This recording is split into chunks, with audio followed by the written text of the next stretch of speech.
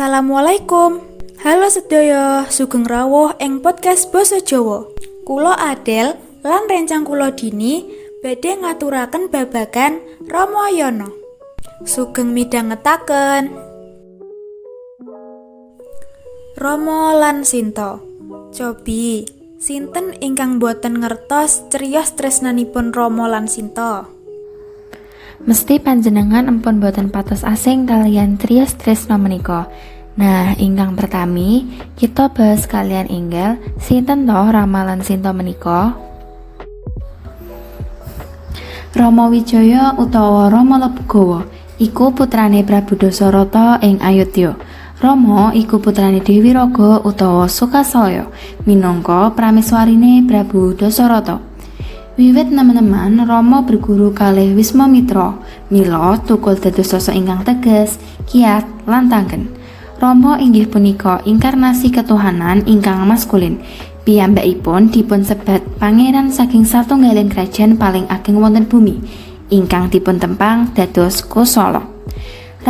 Ranandhakaken getaran positif, dene magada artos getaran negatif. Pramila Rama inggih punika mantra ingkang melambangkan keseimbangan lan harmoni sejatos. Rama ugi njunjung inggil kaleresan lan kesaenan lebet saben tindakan ingkang dipun tindakakenipun. Dewi Sinta. Dewi Sinta inggih punika putri Prabu Janaka, Raja Magari Mantili utawa Mitila. Dewi Sinta dipun nestuni dados titisan Bathari Sri Widawati, Semah Bathara Wisnu. Sinta inggih punika satunggaling tiyang putri ingkang dipun takdiraken kangge Rama.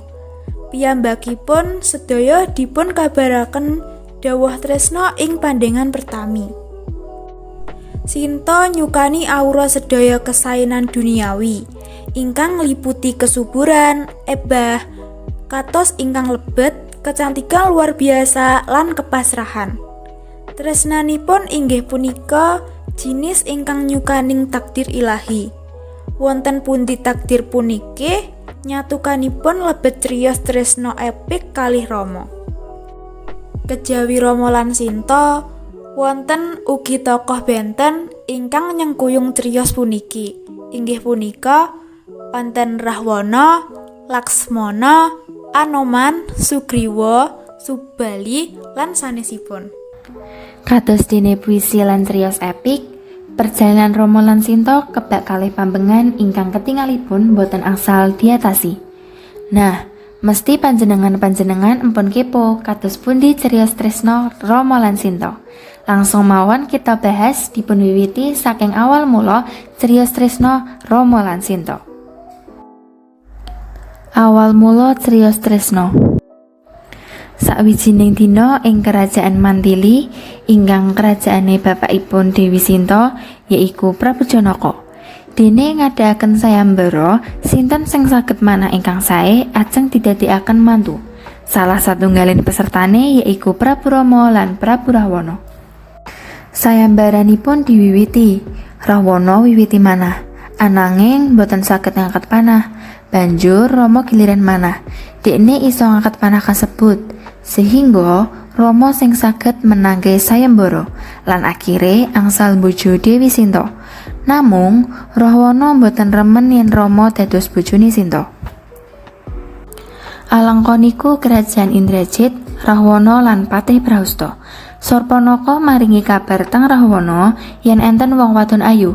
Rahwanaipun banjur madosi tiyang wadon wau. Kasunyatan putrinipun Putman Kalamonica.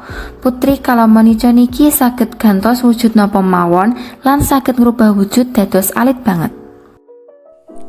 Kados puniku awal mula kepanggihipun Rama lan Sinta dumugi pungkasanipun piyambakipun sedaya emah-emah. Salajengipun kita lajeng malih bahas kados pundi awal mula Sinta wonten culik dening Rahwana ingkang dados konflik utawa criyos puniki. Awal mula diculikipun Sinta. Teng Dandaka, Rama Sinta lan Laksmana tasih ngembara. Ngertos kala Marica lan Rahwana tumut ing ngincer lan nggodani Sinta, Banjur kala Marica nggodha Sinta ngrubah wujud dados Kijang Mas. Sinta ningali kijang kasebut. Banjur ngongkon Rama damel demok Kijang Mas kasebut. Ananging kijang wau malah mlayu ing jero alas. Sinta nyuwun Rama damel ngoyak kijang wau. Laksmana tetep kalih Sinta. Sinta nesu amarga Laksmana boten tumut Rama ngoyak kijang ing alas. Akhire Laksmana nuruti kepingane Sinta supados nyusul Rama damel ngoyak kijang ing jero alas. Ananging Laksmana ajrih kalian keslametane Sinta. Akhiripun Laksmana damel bunderan supados Sinta tetep slamet. Saksampune Rahwana dugi, banjur jajal nyedheki Sinta. Dekne jajal damel nembus bunderane wau. Ananging Rahwana mboten saged nglampahi bunderan wau. Akhire Rahwana ngrubah wujud dadi Brahmana tuwa, ingkang tujuan saged narik perhatiane Sinta lan njaluk sedekah. Rahwana nyedhiki Sinta banjur njaluk sedekah. Sinta ngrasa welas, akhire maringi sedekah dhateng Brahmana tuwa wau. Nalika maringi sedekah, astane Sinta ditarik medal saking bunderan wau. Banjur dibeta mabur kalih Rahwana. Ing dhuwur kedadian perang antara Manuk Jatayu lan Rahwana. Nanging Manuk Jatayu kalah lan kelangan lare loro. Banjur Rahwana miber mbeta Sinta. Sawijining niku Laksmana lan Rama wangsul malih lan ketemu kalian Manuk Jatayu sing sampun kejet-kejet. Jatayu nyeritakake kedadian wau kalian Rama. Nek Sinta diculik dhateng Rahwana sakwise matur Manuk Jatayu mati. Laksmana lan Rama akhire semedi pados cara damel nyelametake Sinta.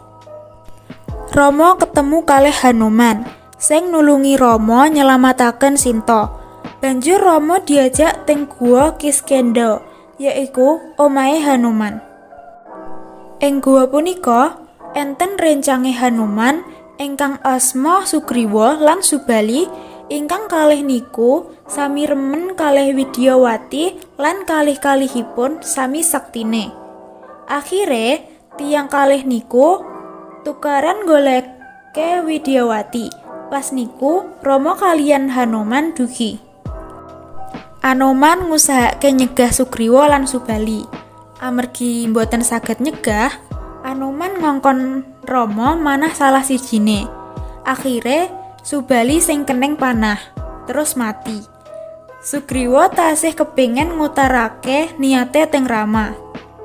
Yen Sugriwa kepingin nulungi Rama nyelamatke Sinta. Nah, panjenengan mesti pun greget kalih criyos Rama lan Sinta puniki. Leres mboten Adel? Leres banget. Tapi tenang mawon, setelah puniki kita ajeng wiwit mlebeti perangan penyelesaian saking konflik criyos tresna Rama lan Sinta. Monggo langsung kita bahas. Hanuman nyelamataken Sinta. Hanuman mulai ngawiti nyelamatake Sinta. Nanging Hanuman njaluk sehelai rambuté Rama sing badhe diparingne Sinta. Damel bukti nek Hanuman kongkonane Rama sing badhe nyelamatake Sinta. Ing Taman Argosaka, Kerajaan Ngalengka, Sinta dibaturi kalih Trijata keponakane Rahwana.